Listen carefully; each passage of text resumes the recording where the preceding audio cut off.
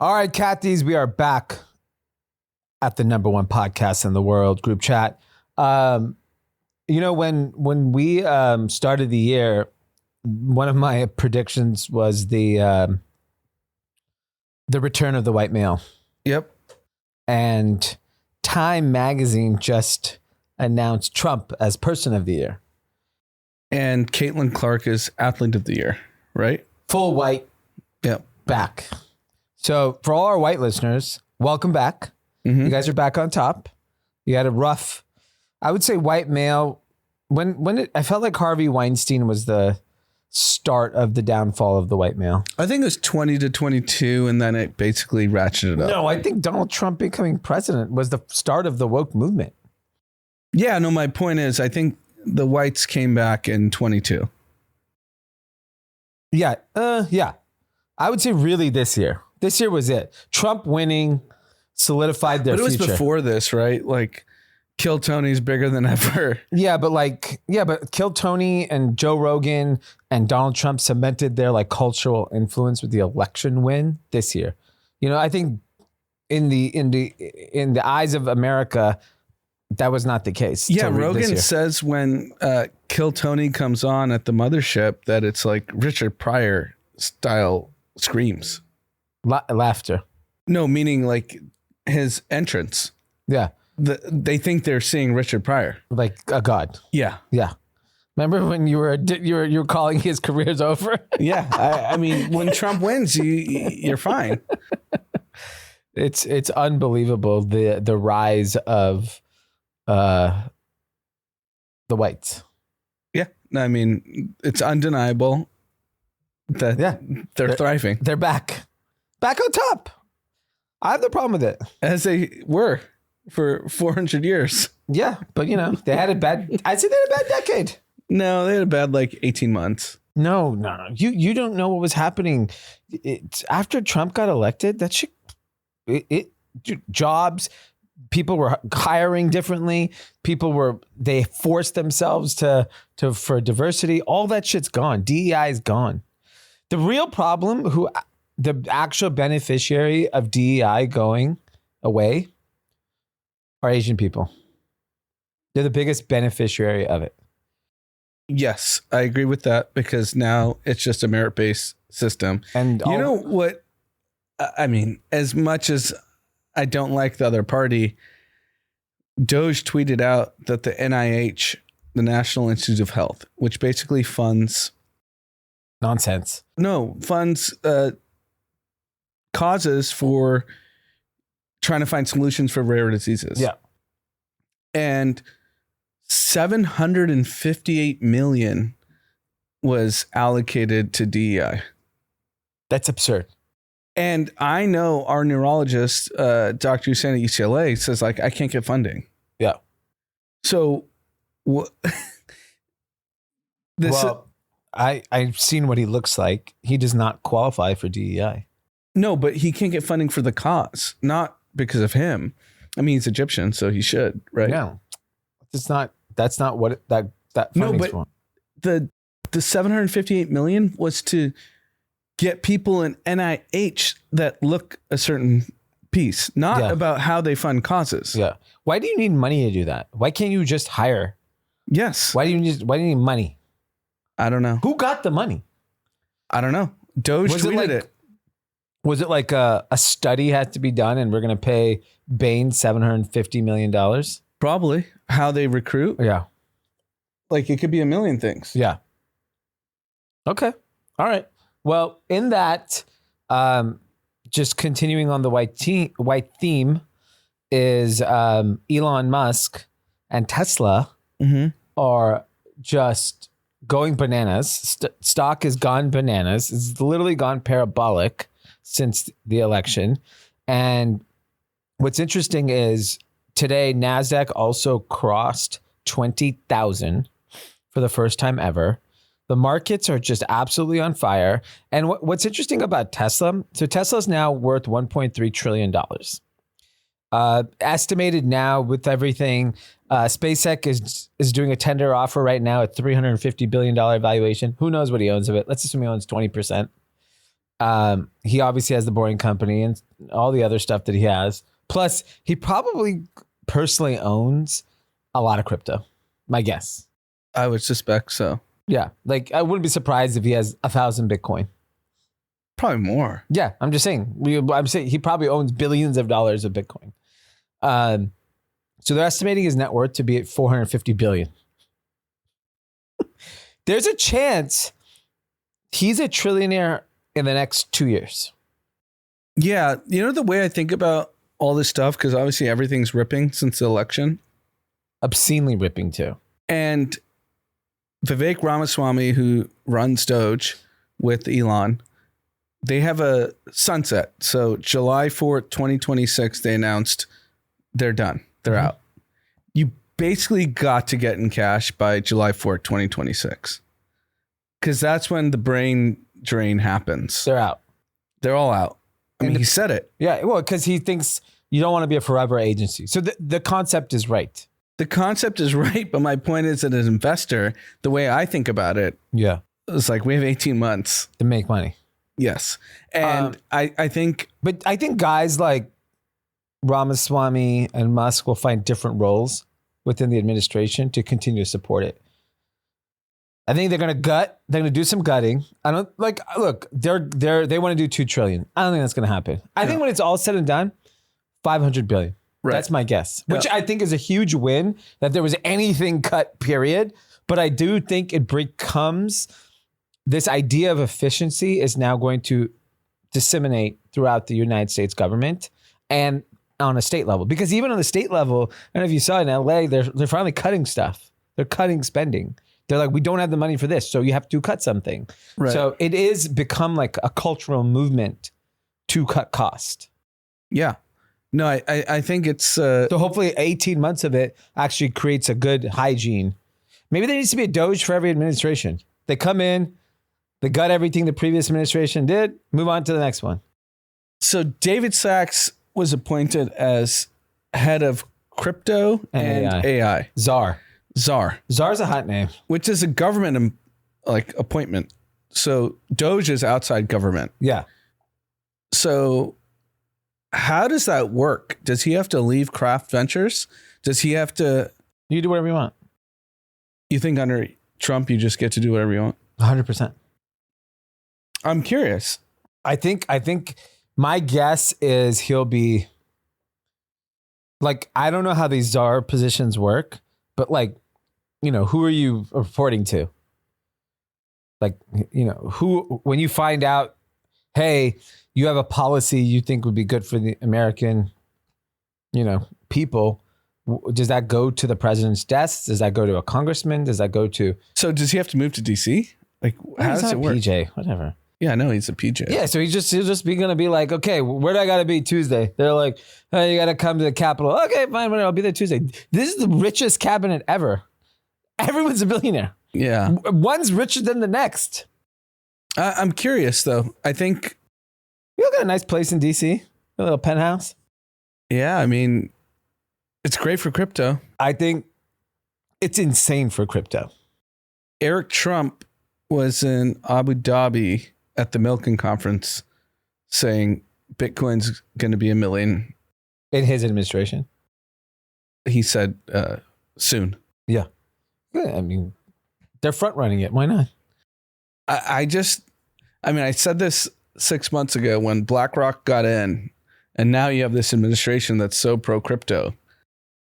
Everything in crypto's in a rip. Yeah. They're all for it. Why not? And then once the US government starts buying, is going to be the big... Yeah, I think that will actually take a little bit longer. I think there'll be pushback on that. I think everything else they'll get done except the US government start buying it.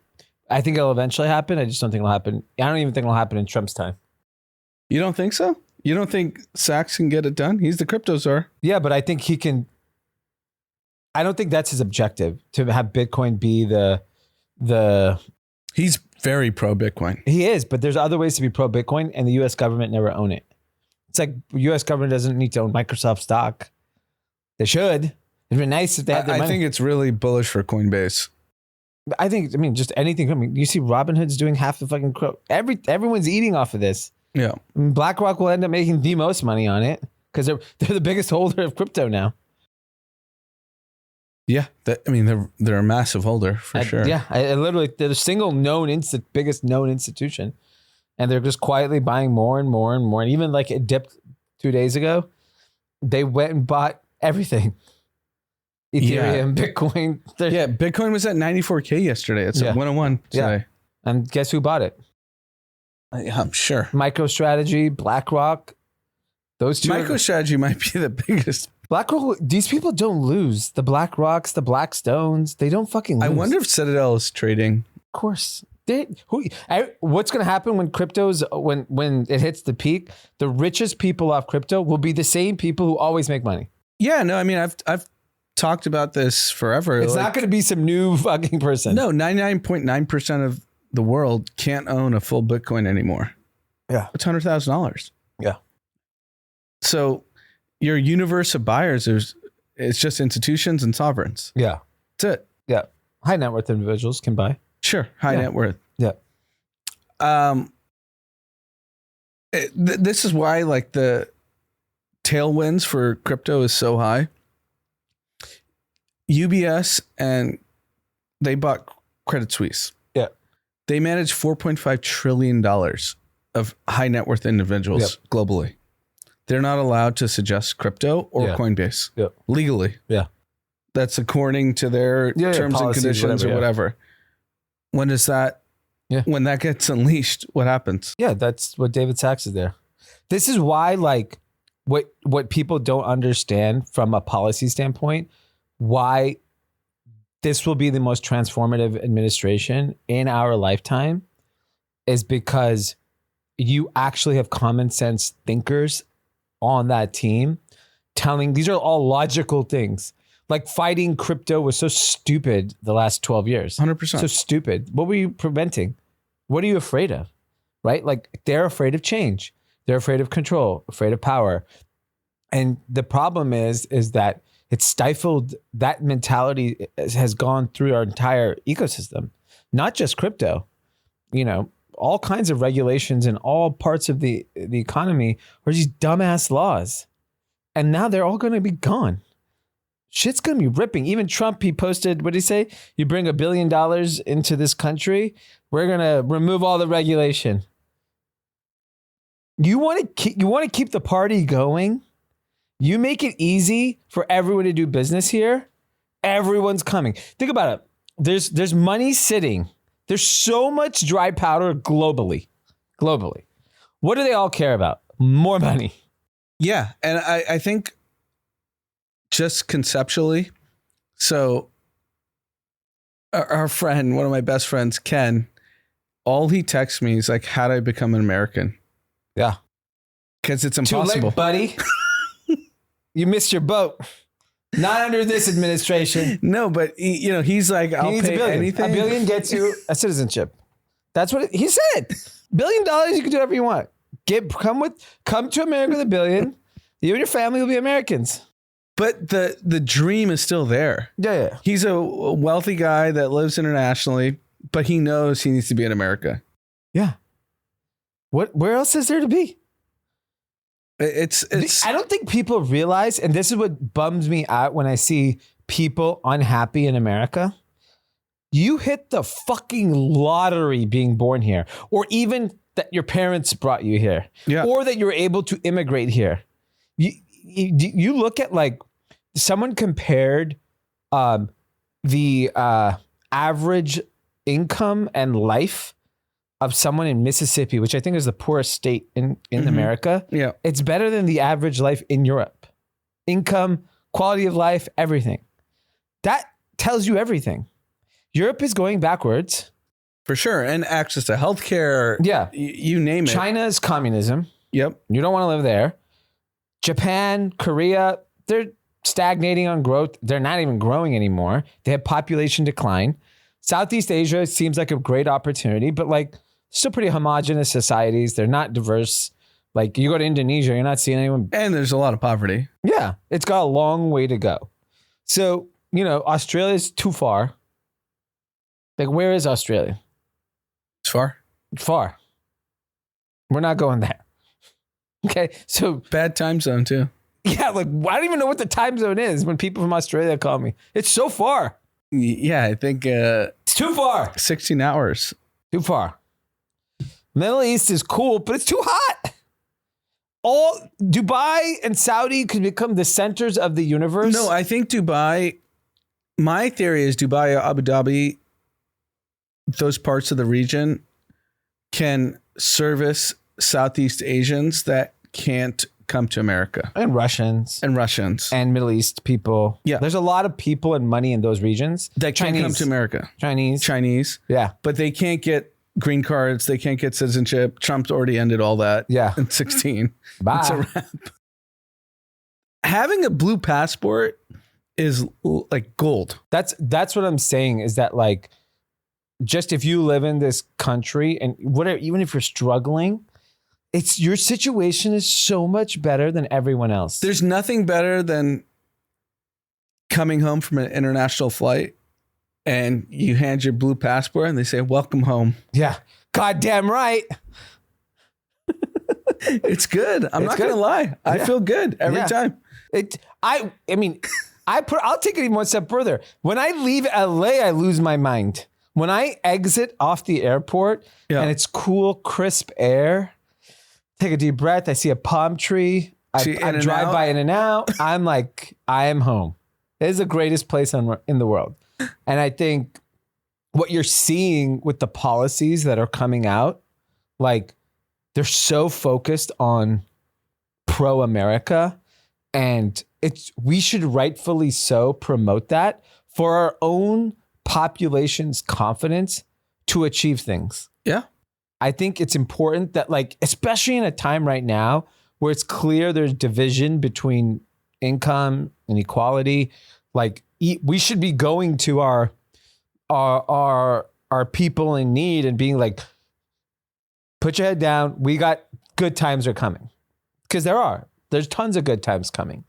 And it's still the only country where anyone can do anything. It's fucking crazy. There's research analysts saying S&P's at 6,000, at 6,500s in the near term.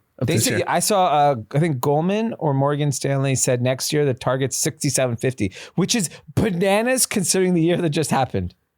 Yeah. Everyone is guaranteeing in the finance world that the S&P 500 next year will be up close to 10%. That's what everyone thinks. I mean, we've been saying this for years. It's the safest bet in the world. Yeah. You'll beat every hedge fund. Yeah. You'll beat every VC firm, every private equity firm. Yeah. 10, 12% compounding. Every year. Every year. Yeah. And the worst you're going to do is you're down 8%. And it's liquid. Yes. You need money tomorrow, boom.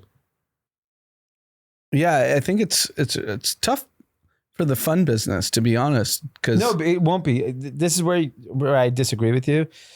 There's people that always want exposure to different asset classes. 90% of your money could be an S&P 500. 10% you want to have fun. Yeah, the 10% I agree. Because my life goal is to be an S&P. Yeah. That's where I want. Yeah, but you're still going to write checks. Yeah. You're going to write checks in very high risk things. And I've done it already. Yeah, and you lose some, you win some. And you're okay with that. I don't think the fund business goes anywhere. I think if the S&P keeps ripping, in fact, more people will be willing to take risk. Well, then the IPO market Service opens Titan, up. I don't know if you saw that, is fighting to go public. You know, there's like a technical thing with it. But it's going public. I know, but the reason they're going public, they're forcing it because the last investor has a ratchet. Yeah, but my point is every year that everyone gets diluted significantly. Yeah. So they're just like, we need to get out because we're going to lose all our money. I know, but my point is it's going public. Yeah. It was supposed to go at 5. It's going public at 6 now. There was oversubscription demand for Service Titan. But I think they raised at 12. 9.5 was the peak. But like the point is that it's going public. That's all that needs to happen.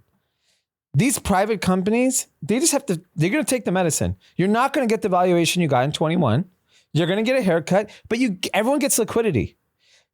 All the investors are about to force this. They're not going to fucking sit around wait another decade for you to figure it out. No, so there's a dynamic with Service Titan, which I think a lot of companies in the private sector had to deal with, especially growth tech. When you took the stupid money. Well, you needed the money because you raised at some obscene valuation in 21. Yeah. Then you took predatory capital and you're diluting. Everyone's going to be zeroed if you don't go public. So you're going to see a lot of IPOs in the tech space specifically that go out in the next 12 months because they're seeing the dilution every year. I think it's like 12% a year for server-side and something crazy. Yeah. And the founder is just like, I'm going to own none of this company. Yeah. So I got to go out. Yeah. That's good though. We need more there's only, I don't know if we talked about this episode, but there's only 5,000 publicly traded companies in America to invest in. To talk about, like, take the Bitcoin effect. There used to be 10,000, I think 10 years ago. And now there's only 5,000. 5,000 publicly traded companies means when you're an investor, there's not that much option to invest your money in. Yeah. Similar to why is Bitcoin? Supply demand. Think about it. Why do these big cap tech stocks keep going up? There's nowhere to fucking else put your money. That's what I always say about the U.S. Stock market. There's nowhere else to invest. Yeah, and so like crypto. I feel like I've said this on the pod before, but if you think about it, 21 million coins that will ultimately be mined by 2055, 2060, somewhere around that range. 4 million are lost. Then you have, so you're already at like 17 million coins. Then you have, there's people that have passed away and didn't put it in their will that the coins can be transferred and they're locked up at all these exchanges. Yeah. So call it another 1 to 2 million coins. So you're like 15 million that can actually be owned by either an individual or institution sovereign. Yep. That creates this massive supply demand issue. But that's for every publicly traded stock too. Yeah. There's a finite amount of shares of Microsoft, Apple, Google, these companies, right? There's just not that much. So if you want to own a piece of technology in America, you need to own 10 companies. If you don't own those 10 companies, you do not have exposure to innovation, right? Like you're fucked. So what does every ETF, fund manager do? They go, I got to have 5% Google, 5% in Microsoft, 5% in Apple. And then what's happening? Wages are increasing, whether we like it or not. More money is getting allocated to 401ks every single year. It's auto being distributed to all these 6 ETFs. companies. Yeah. There's $1 trillion next year to buy all the big cap techs. And the year after that, another trillion. And then the year after that, another trillion. We're making too much money as a society. Yeah. I mean, S&P at 6,000, no one would have predicted. Nobody knew that. No one thought these stocks are gonna berserk. It's so fascinating because we were going to talk about it, but like the Buffalo Bills got a minority investment at $8 billion. You want to talk about supply and demand? What's more rare than a Bitcoin is owning a fucking NFL team. There's only 32. Only 32 teams. 32 teams. The most valuable asset in America is owning a goddamn NFL team. What do you think the Steelers are worth if the Bills are 8? Bills suck, and they're worth 8. And Steelers are iconic. Yes. That's 12 billion. 12. That's what I thought too. Yeah. Congratulations to the Paul family. Yeah, it's absurd. It's at least 12. This is all public, so I don't mind sharing it. It's public that when the Pauls bought into the Steelers, it was a $400 million valuation. Yeah. In 2008. Yeah. And 30x. Probably. I guess. But with cash flow. Yeah. Oh, tons of cash flow. It's the best. And great seats. You know what someone... and Super Bowl tickets. You know what someone told me someone I know invested on the Josh Harris Commanders deal. Oh, the recent one with Magic Johnson. Yeah, which was the $5 billion. No, it was more. No, I don't think was it only 5? Yeah, check the Commanders valuation. Yeah, it was like 4 or 5, which was obscenely high at that time. And I remember I was asking him, like, how did you rationalize it? He's like, oh, it's a gold mine. He's like, you have no idea. This is, in our view, this was a really great investment. That like between the cash flow and the appreciation that we think of the team and the TV deals, like it was a no-brainer. It was such a good arb 5-10 years ago. Because you know what's going to happen now? They opened the floodgates on private equity. Yep. It's 10% now. Yeah. So everyone's going to go sell 10% tomorrow. 100% of the teams are going to sell 10%. Why not? You're stupid not to. Yeah, because you still are the controlling owner. You're controlling owner. So what are the Cowboys? Even though they suck. Oh, Cowboys are 15. Think about it. Service Titan, that guy grinding it out. He's going to do $6 billion. Jerry Jones has lived the best life ever. Ever. The Commanders are 6.3 billion. That's saying 6.3, and that was when? 2 years ago? Probably 18 months. 2024 is saying. Yeah. Oh, it's this year. Closed. That means the price has gone up. So they're already 8. Yeah, they're 8. So whoever that invested already like yeah, plus the cash flow.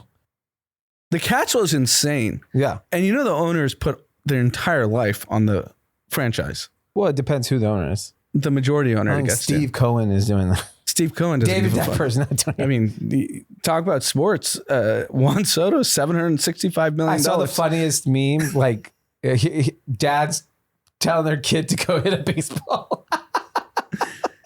I mean, I don't even know who Max Fried is. That guy signed $265 million. I've never even heard of the guy. Who is that? He's a Harvard Westlake kid. Come on. Is he? Yeah. It's a local kid? Yeah, Jack Flaherty and Max. They're both Harvard Westlake kids. Oh, my God. $265 million. I know him.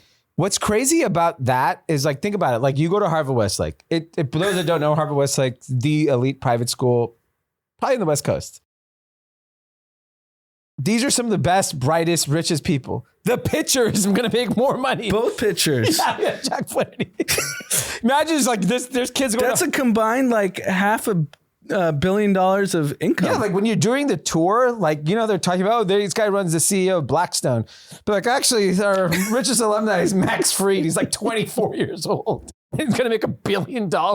Yeah, he's part of he used to work out with Ryan Braun and the whole crew. That's absurd.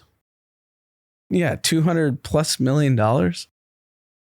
Sports is no, and I told you this. Like, look, we don't have the genetics to be professional athletes for our kids. Yeah, be a coach. Yeah, but it's way better.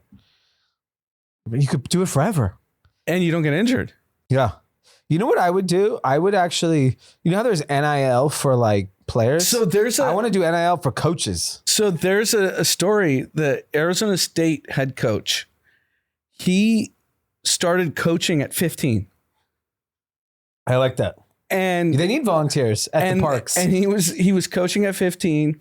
Then his freshman year, he like joined the Arizona State program as a student, but then just dove into coaching. Yeah. And now he's a head coach. He's going to be making hundreds of millions of dollars. Oh yeah, he just took this loser school to the playoffs. Yeah. No, I mean, he's the model. Yeah. For the average person. How old is he?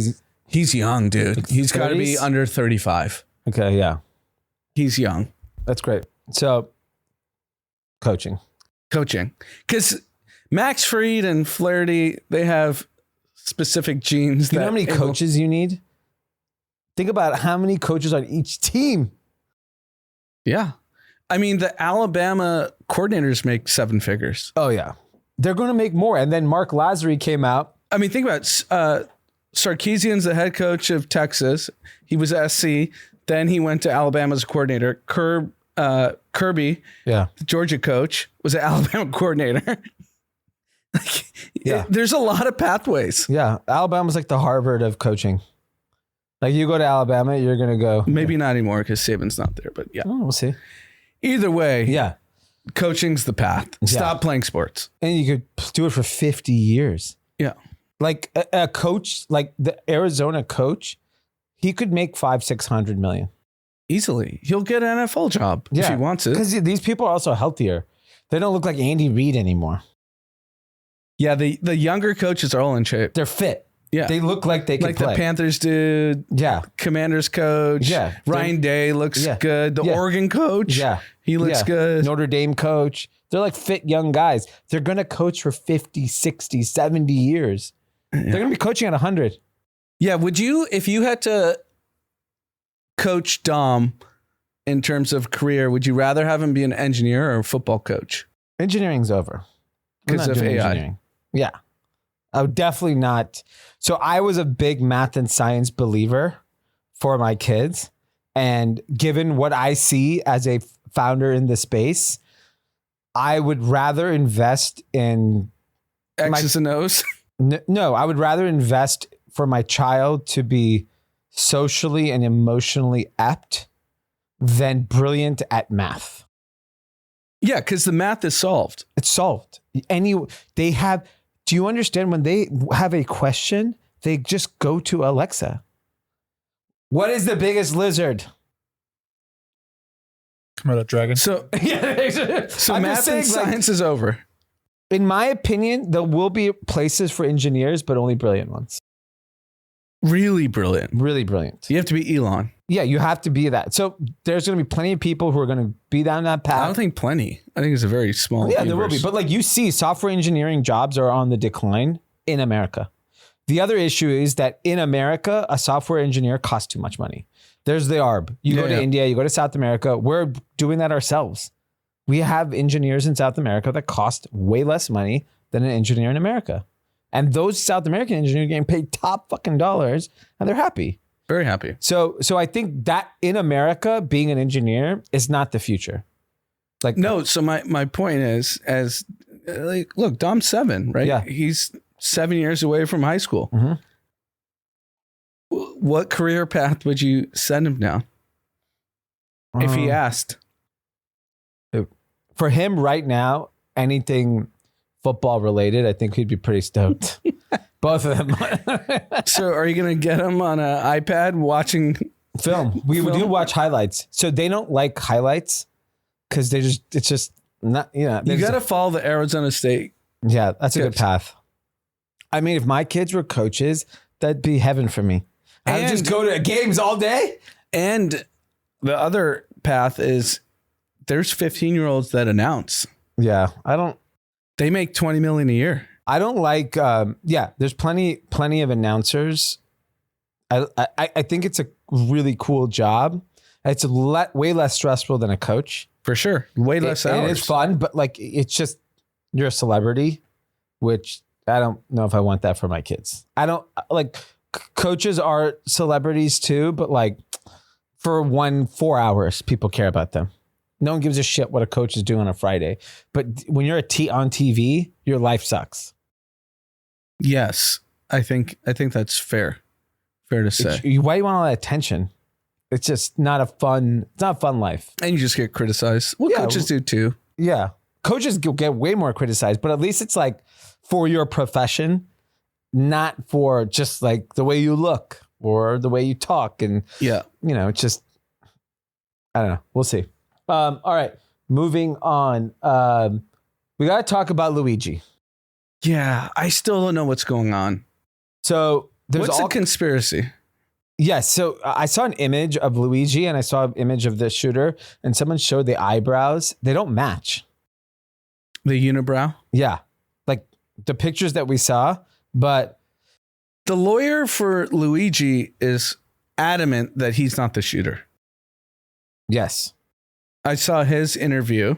Yeah. But the problem is like the manifest that it's alleged. Yep. Is psychotic. So this guy, if I'm sure everyone has read at this point. Yeah. He was a valedictorian. Went to UPenn. He's jacked. Wellness dude. His family was wealthy. Yes. They owned like a nursing home. And he had a back injury. He had a back injury in Hawaii from surfing, which potentially caused him to go crazy. Yep. And he's now been charged with illegally owning a firearm. Yep. At this point, whatever it is, 2 p.m. on a Wednesday, he hasn't been formally charged with murder. Yep. Is that right? I don't know. I don't know. Can you Google that, Josh? Yeah. And they're trying to extradite him to New York to get him tried. Mm-hmm. And the most interesting part of the story is obviously someone died, which is very tragic, but no one believes anything that's being reported. Yeah. Well, because that's how we are now, right? Like there's more people are finding out about this via TikTok, like TikTok investigation detectives, because it's more plausible at this point, right? Like, do we really believe this fucking kid just wrote this manifest and just killed the guy? Like, how did he even find him? Yeah, how did he know his schedule? How did he know he'd be there at 6 a.m? Standing out when his meeting wasn't until an hour later. How did he know that? Who is Luigi? And he was found at a McDonald's. Yeah, I saw the After guy. all that, he does all that. The kid's eating at a random. First of all, a guy that's jacked like that ain't at McDonald's. Okay, let me tell you, that's the last place I'd be eating if I looked like that. And then he was screaming. I don't know if you saw. Yeah, when he was in the orange jumpsuit, he was screaming like psychotic things. Everyone does say, "Where's Mario?" Yeah, it's a joke. The whole thing is a joke. Do you understand? Like, there's more memes. No one is afraid of this guy. It's a joke. It's also just a sign of the times that when these pretty high profile things happen, no one is going to believe anything. No. Distrust. Even the Trump shooter, Mark Andreessen, was on Rogan saying he doesn't believe anything. Yeah. He's like, is he the only 18-year-old that doesn't have social media in the history of the world? Yeah. Valid point. How is that the case? How is that the case? Luigi was definitely off his rocker. Just his social media post, his everything. Like, if you really want to... Do you think Luigi was a shooter? No. I don't think so either. So, there you go. He's been charged with murder. He has? Mm-hmm. And then New York's gun laws are the strictest in the world. Just all of us not being New York residents, if we go into a gun shop and just try and like purchase a gun, even just holding the gun, you get minimum 7 years. So having a silencer in a violent or drug-related crime is 30 years minimum just with that. But they haven't extradited him yet, as of today. I haven't seen that, but it says he's been charged with the murder. Charged in New York or in Pennsylvania or where? Probably New York, right? Yeah. New York. Yeah. We'll see. I mean, look, I think all I'm seeing is either Daily Mail or TikTok or conspiracy. Everything's conspiracy. Yeah. So the fact that he's a good-looking dude and he's jacked. Yeah, it's like Menendez brothers. You know, people are like running to his defense. Yeah, and I think it also goes to this conversation around the healthcare system and how people feel about it. So their emotions are mixed in with that, where they're just like, you know what? I'm not a fan of the healthcare system. I actually hate the healthcare system in this country. I hate insurance companies. And so there's like they think he's become like a martyr. Yeah. Like he's kind of like what George Floyd was for, a movement that created a movement. And this guy at this moment is creating a movement. Like people are now, there's so many articles about health insurance that have been served on Apple News and the healthcare system, why it's broken. I mean, fuck, we knew it was broken. Yeah. Now you know it because the guy got smoked. Yeah. I mean, I saw a clip, Rogan, whoever his last guest was, he started talking about it. So when you start getting platforms like that to talk about these situations, like obviously it's unfortunate someone died, but it did bring the conversation to the forefront. Yeah.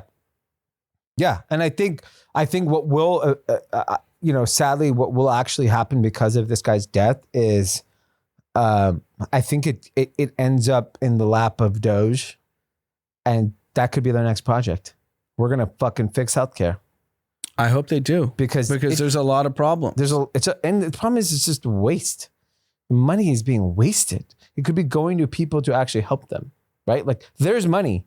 There's plenty of money to go around. S&P is going to be at 10,000. Probably. Yeah. At this point. So I think it's incredibly important that like people start paying attention to really what's going on here. I think we need to go viral on TikTok and ignore Kim Kardashian. So what does that mean? So apparently if you post that you don't like or follow Kim Kardashian, it's this whole movement that you don't post celebrities. And what do you mean you don't post celebrities? Josh, can you explain it better? So there was this random video from this random girl where she just had this thought, like, wouldn't it be funny if we all ignored celebrities and their post got like 13 likes? And then Kim Kardashian was the first victim. And she had a post that got like 4 million views, but it only got like 20,000 likes. And then a lot of the comments are engaging with like the whole thought on ignoring her. It's like, it's working. So-and-so is going to be next. And that's like the new TikTok trend. Okay, I get it. But everyone's talking about Kim Kardashian now. But it's stupid. She probably created the trend. Fucking stupid. But the point is, the masses are trying to avoid celebrities, which I'm curious what the trickle down effect over time is. No, I think that it's a shift of who is a celebrity. That it's the passing of the torch, right? Like the Kim Kardashian era was the first era. Kim Kardashian, Paris Hilton, Nicole Richie, these people were the first era of non-traditional Hollywood people becoming the most famous people on earth, right? Like I would argue Kim Kardashian is like probably one of the most famous people on earth, right? And her whole family. And they were reality stars, which at the time was a joke. Yeah, it's considered unskilled. Unskilled, a joke. But today they're billionaires, right? Yeah. They're one of some of the most successful business owners in this country. So that torch is now happening to like, Kai Cenat or Mr. Beast or some of the women on YouTube that everyone follows or some of the women on TikTok. And so it's just like that shift is just happening. So what they're not saying celebrities don't matter. They're just saying those celebrities don't matter anymore because we're young and they're old. Kim Kardashian's my age, 44 years old. She might be older. Yeah. No. I remember because she was in my grade. Like I see her around. 44 years old. Like it's not cool to be 44. No, it's definitely not. Yeah, I know. I'm fully aware. Unless you're in the movies. No one in the movies is cool. What movie star is cool? Brad Pitt's still cool. To you? You think a fucking Gen Z kid gives a fuck about Brad Pitt? Does anyone in your age care about Brad Pitt? Do you give a shit about Brad Pitt? Yeah, that was 25 years ago. That's what I'm saying. Like they're not cool. Youth is always cool. There's nothing cooler than being young. I agree. I mean, and the streamers are proving it with their numbers. And they're young. They're 21, 22, 24. Yeah. That's cool. I mean, even Pat McAfee talks about Kai Cenat on his show. Yeah. He was like, the Truman Show, and it's the best thing I've ever seen. You know what's funny? So for Ghost, I started doing a live stream. Yeah, I saw that. And the idea is basically helping educate people on the inventory on Ghost. And I did it in front of my computer in my office. And then I had the team come on. And so then someone said, oh, Kai Cenat. I was like, oh, I'm the B2B Kai Cenat. That's good. You should just get famous people to come. On the stream? Yeah. I mean, we still have that Rolodex. Imagine just like randoms, but it's never going to be thousands of people. It's like Big Oak. Yeah, just get some famous brand owners to pitch their brand. Hey, you want get rich from Fashion Nova? Yeah. Maybe I get what could be cool is when I get an interesting lot of inventory, I bring the brand CEO on. Sell it. Why should anyone buy your shit? It's not a bad idea. It actually would work and make it fun. Because even our stream, it was fun. Like we one of the brands we work with had licensed merchandise, like Lakers, Knicks, Suns. And I was like, oh, I've had some experience with licensing. Lakers merch is always the best selling. And then Knicks and Miami and blah, blah. And then they had Phoenix Suns. And I was like, oh, well, Phoenix Suns sucks. We need a better price for the Phoenix Suns stuff. And just made it entertaining and light. And I think the way people consume information is so just, it was like the internet, right? Like reading. Then it became Instagram through pictures. Then it became short form video through TikTok. And now people are comfortable sitting on a stream for 5 fucking hours. Yeah, I think it's upended the corporate way of presenting content. Yeah. Is completely over. Yeah.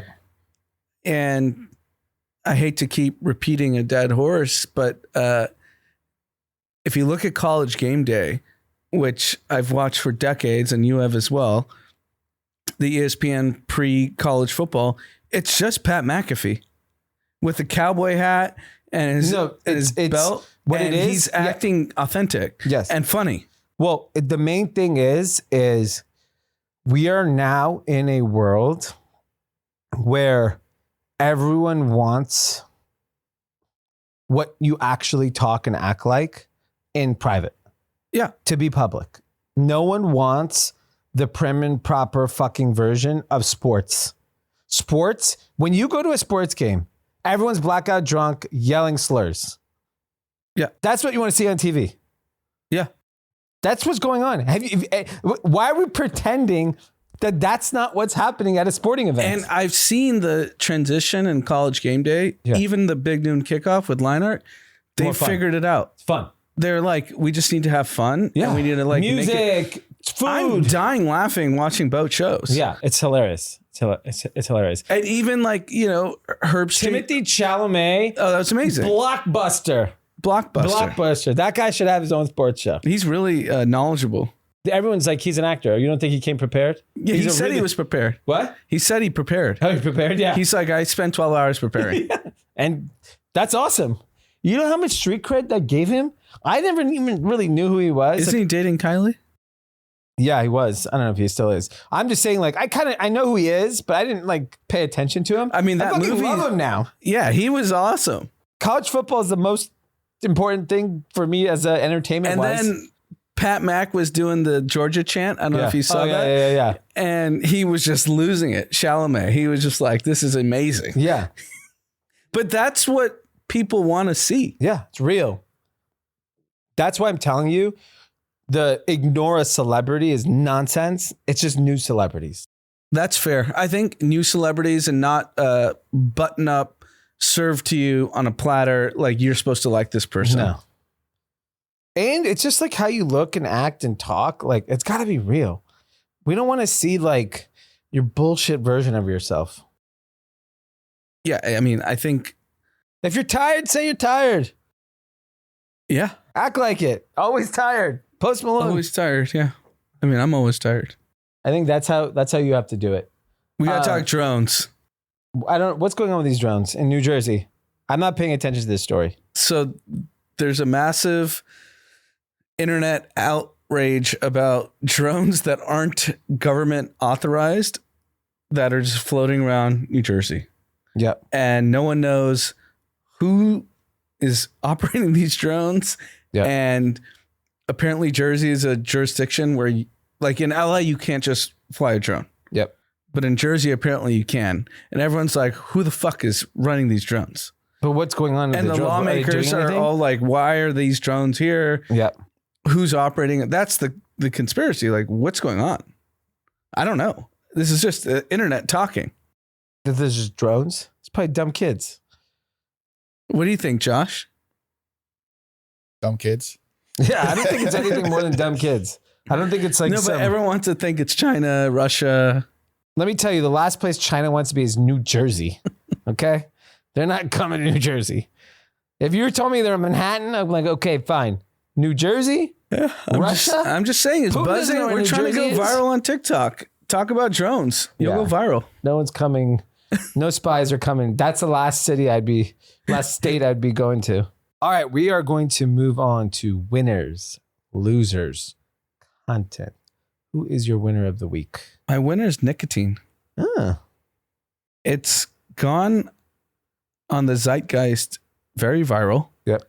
So all the wellness guys are talking about it. Yeah. Huberman, Brecca, Rogan, Tucker Carlson is like big on it now. Yeah. The Nelk Boys are big on it. Yeah. And it's considered a nootropic. Yeah. And I know internationally, a lot of countries are trying to wean their population off vaping cigarettes and hookah to nicotine. And it seems like it's a wave that is happening very rapidly. And I'm an investor in a business, so I'll shout out to Athletic Nicotine. Yep. You can go buy some, athleticnicotine.com. Jason Wynn, he listens to the pod. And I have noticed in social engagements, the number of people that just whip out a Zen or any nicotine. Everyone's on it. Everyone's on Zen all day.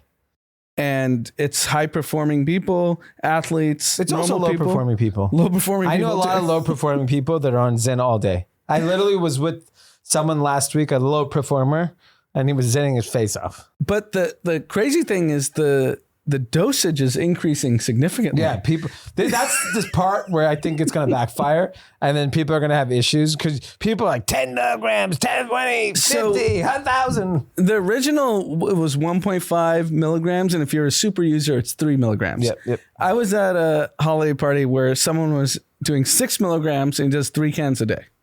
Yeah, that seems excessive. But it's clearly a winner because until I invested in this business, I didn't realize how many people did it. Didn't I tell you Philip Morris was a stock pick? I was a guaranteed fucking winner. Yeah, Philip Morris is obviously the largest sin provider in America. And we're coming for you, Philip. Yeah, Philip is like Teflon Don. You keep taking shit out. You know what? Vaping? Fuck you. Here's Zen. Yeah. And by the way, now, do you know how big this is going to get? Is because you have the wellness people co-signing it. Oh, yeah. Everyone's co-signing it. So from a regulatory standpoint, if you try to go and cancel it, you're doing against the will of the people. And the smart people are all on it. So like in this administration, I'm sure RFK is zenning all day. No, I know that for a fact. So he's zenning all day. So then he's going to be like, no, it's fine. Look at me. I look great. Even Max Ugavery, who was on our pod, he's a super wellness dude. Yeah. I sent him product and he goes, it's amazing. Yeah. He goes, I'm doing this all day. Yeah. So that's my point is that like this administration's who's leading the charge on wellness is down for it. So you have regulatory support. Yeah. The Nelk Boys said... So your investments in nicotine and crypto are benefiting because Trump's in presidency. Nelk Boys said they're a single issue voter because Walt says like a pretty big tax on Zen.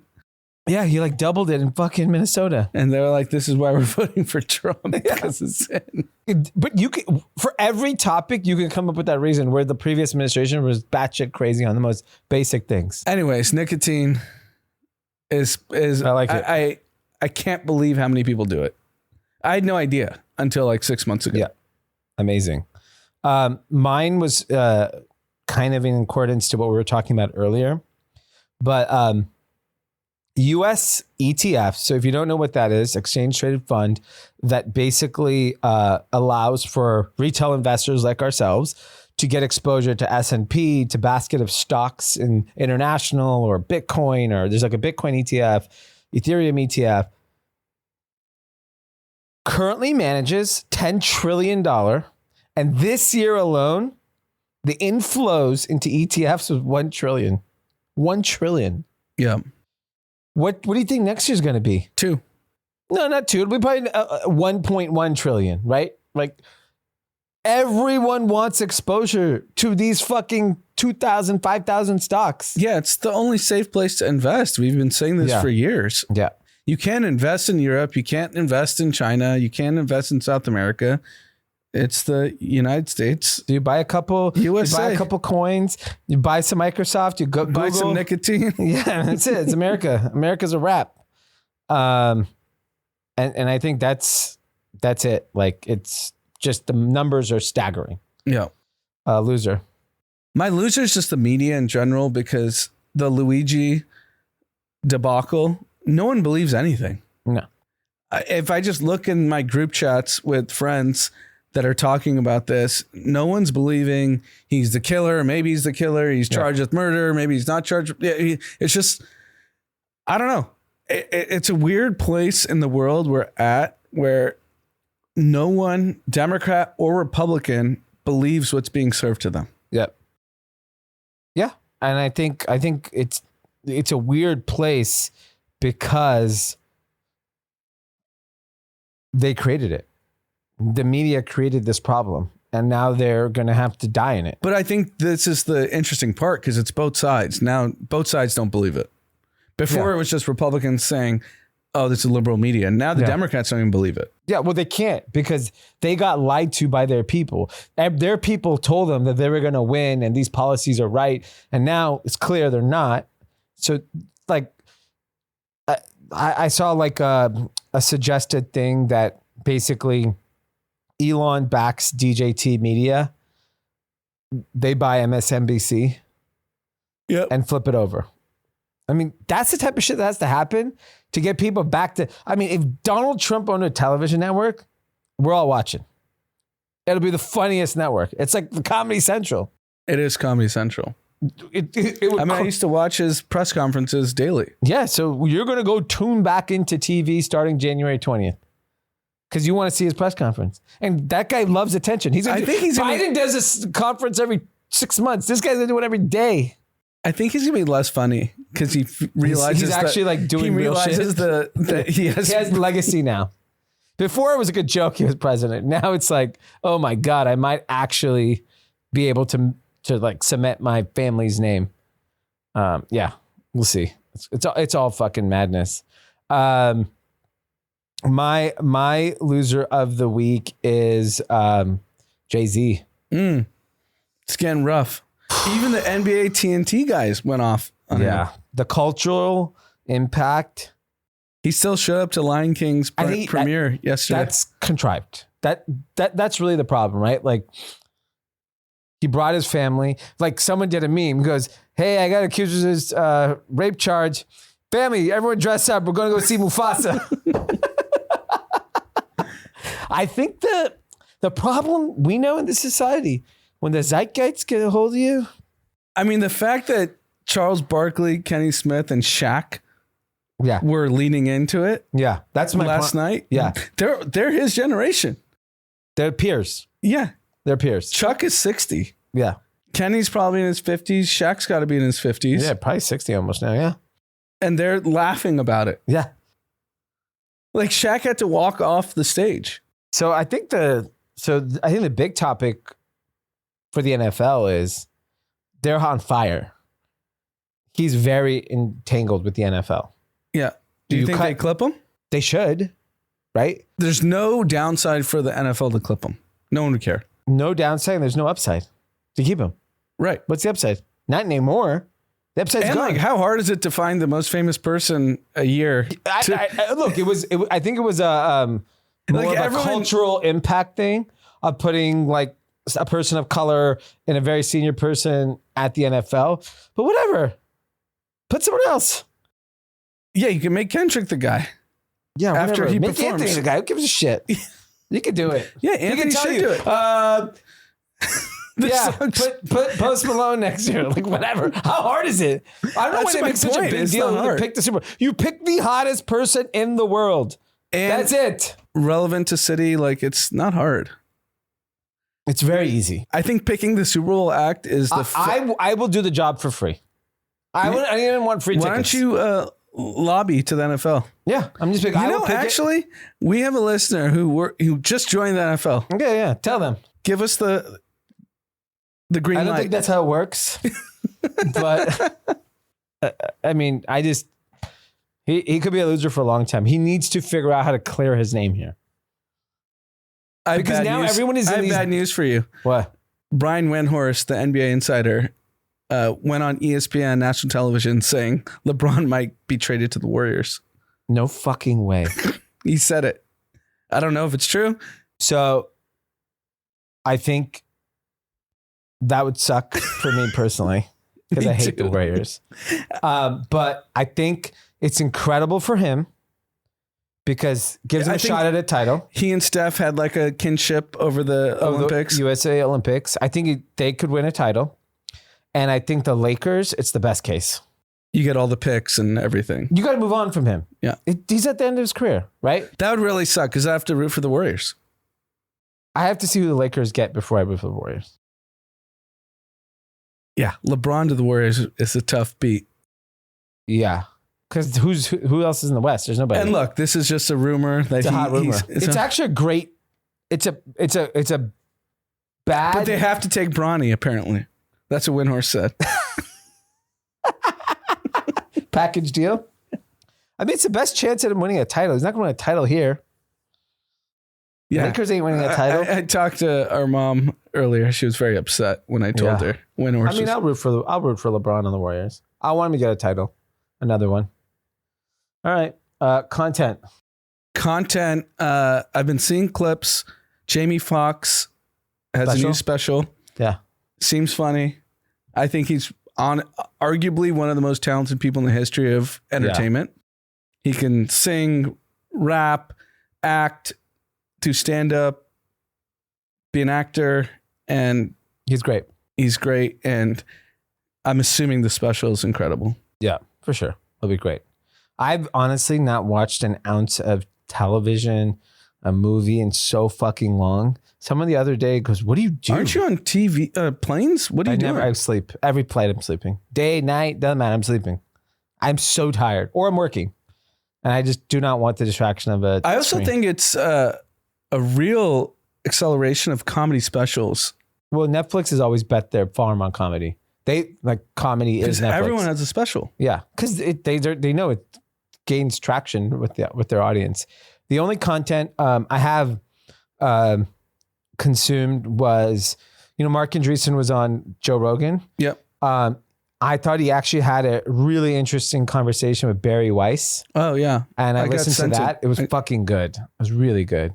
Just talking about libertarianism or what? Yeah, I think he talked about his process of being this lifelong Democrat to changing his views to kind of the state of like everything, speech, economy, the future.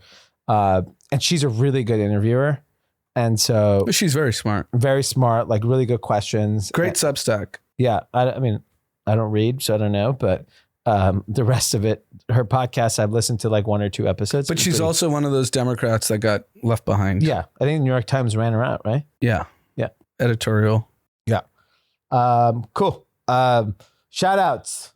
From Jake, recently closing doors to a 10-year-old business we built brick by brick. Our Chinese manufacturer left us high and dry. A big part of the growth was the business chat on the pod. I know there are many successes over the years, but curious to hear about a failed venture you spent years building and how you move forward. Ooh. First of all, Jake, really, really sorry. That sucks. I'll tell you firsthand, the last 5, 6, 7 years has been hard for a lot of businesses. And given what I do now in Ghost, I've experienced and heard everything you can imagine. And I will say, coming out of it, just from my personal experience with failure, and I've had plenty, the biggest thing that I learned is you can actually figure it out. And sometimes figuring it out means walking away from something that you loved, you built, you put your blood, sweat, tears in, and spending your time on something new. And if you were able to build a business that lasted 10 years, that you were able to pay your bills, take care of your family, do those things, you can fucking do it again. In fact, you'll do it better because you have 10 years of experience. So I know a lot of people have gone through failure. One of the things I've learned from hiring, I love hiring former founders. And the reason why is you see it in their eyes. There's something, a founder, that like they've been through hell. Like when you see it, when you meet a founder, I don't want to say they're soulless, but they've been fucking, yeah. Their soul has been crushed. And that is one of the most important characteristics when building a business is resilience. And founders experience tremendous amount of resilience to survive. And I think, Jake, you're going to make it. You're going to build something bigger and better. And if you want to talk privately, hit me up. Yeah, no, just to add to what Dee's saying, we've been doing this pod for 8 years. And even though we come on, we're funny and we joke about business and tech and pop culture, there's been numerous times where business wasn't great. Yeah. And we had like serious decisions to make, even all three of us. And it's normal that you go through ups and downs. And I can't tell you the number of times I've had to beg to make payroll from certain vendors, but it's just part of business, and you'll be fine. Yeah. I didn't think, look, it sucks that you have to shut down and you have to move on. But that experience you got over the last 10 years, it's priceless. There's no school you can go to. There's no job you could have taken. You did it yourself. That is the lesson to learn. Yep. On another note, we got a big shout out from Lynn, big friend of the pod. Wanted to give a shout out to her son, Robbie Snader, also a good friend of the pod. Robbie is not only the best business partner I've ever had, but he is also a kind, caring, loving, and brilliant son. I know all moms feel that way about their kids, but Robbie is truly special. I look forward to watching all his incredible future businesses, endeavors, and successes. Please give Robbie a whopping shout out from the guys at the pod and me, his mom. Best holiday wishes to all of you and your families. Miss LA so much, but being near my first grandson in Denver has been a fun ride. Look forward to seeing everyone soon. Love, happiness, and good health to all. Lynn Ostreicher, aka Robbie's mom. And Robbie's mom. With the surfboard, if you watch YouTube, Robbie's mom made the surfboard that sits. The only prop we have in our studio is Robbie's mom's surfboard. And what's fun is I used to see her out in Santa Monica when I used to do the run club out there on Saturdays. She would be going to the beach. Yeah. So it was pretty cool. All right, everyone. Have an incredible weekend. Christmas shopping. You got a week left. Get there. Get whatever you want. Make sure you get your loved ones something, even a card. And we'll see you back here Sunday. Bye-bye.